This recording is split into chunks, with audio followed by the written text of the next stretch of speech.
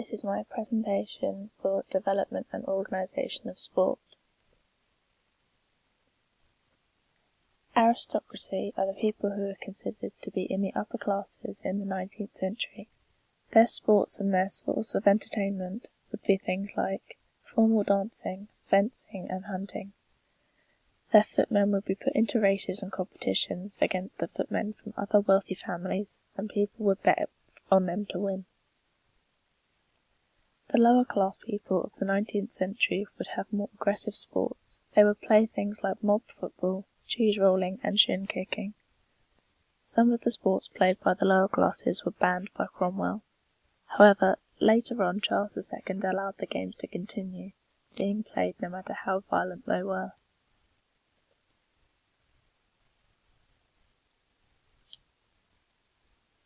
The development of sport was split into three stages. The first one, which was the barbarian stage.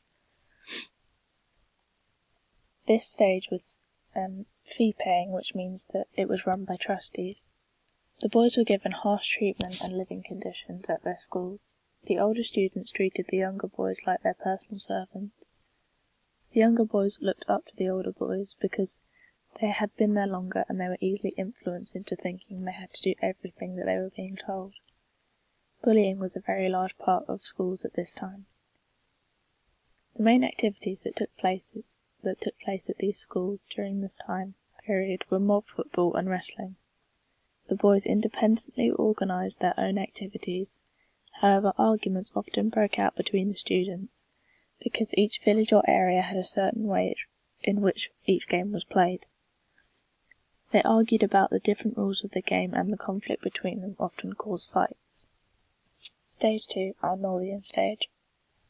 The change in sports in schools was influenced by Dr. Thomas Arnold, and the impact he had meant that there was more social control and an improvement in behaviour during team sports which were played between the students. There was also an improvement in the facilities, which meant that the students were more physically and mentally fit. There were more games and activities that were organised by the school, which means that there were intra-house and inter-school matches. The top athletes of the sports that were played were idolised by the other students. Stage 3, Cult of Athleticism. The leaders of sports and the change in how they were played were able to spread the passion for sport globally. This then led to the modern Olympic Games, which started in 1896. The Olympic Games were originally started in Olympia in Greece in 776 BC.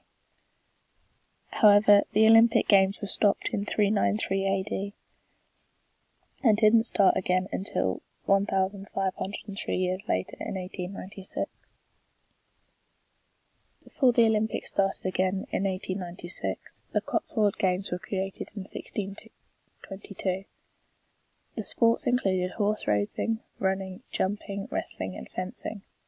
The games were created by Robert Dover, who was a local lawyer, in the hopes that it would bring the rich and the poor people together, and to this day the Cotswold Games are still happening.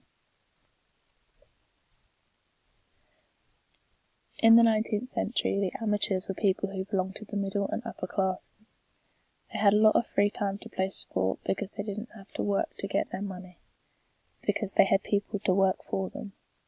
They took part in the sports because of the value, and this is known as amateurism. The professionals in the 19th century were a part of the working class, which means that they had less time to actually play the sport because they had to work to get their money.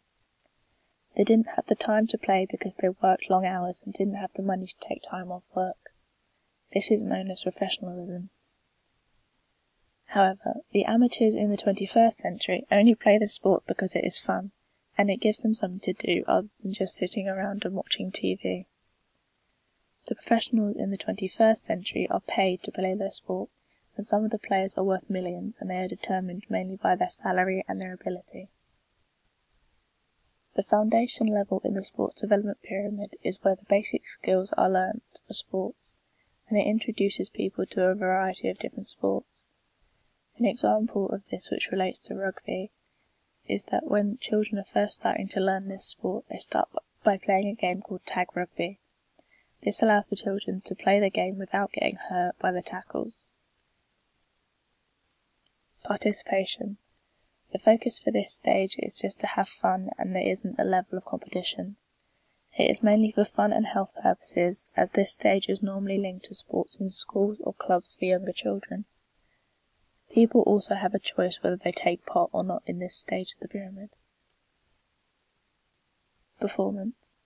There are higher levels of training and commitment in this stage. There is also a high level of skill, and the main focuses are winning and improvement. These sports are often at a county or regional level.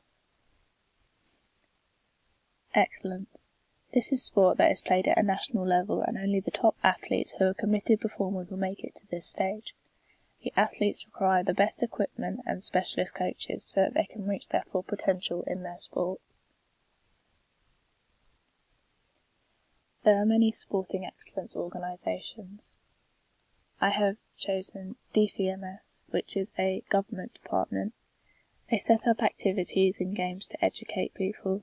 They are funded by the lottery and they involve everyone in their activities, and it is on a world stage and the NHS pays the bill. Sport England enables all people across the country to take part in any sport no matter their age, ability or background. They increase the participation of young people and adults, and they want to reduce the amount of people that are stopping sport. British Olympic Association. They are independent and they are privately funded. They lead GB's team to compete in major tournaments and competitions. They are one of 5 countries to be represented since 1896. Youth Sport Trust. Using sport, they are able to create a brighter future for all children and young people. They encourage young people up to 18 years old to take part in activities to take the attention away from their personal lives and to improve their emotional health. The sport in schools allows children to maybe lead a successful life in sport by unlocking their potentials. This can also help to develop leadership skills for young people and can increase their creativity and aspiration levels. It can also help to engage young people in their learning when they are at school in their lessons.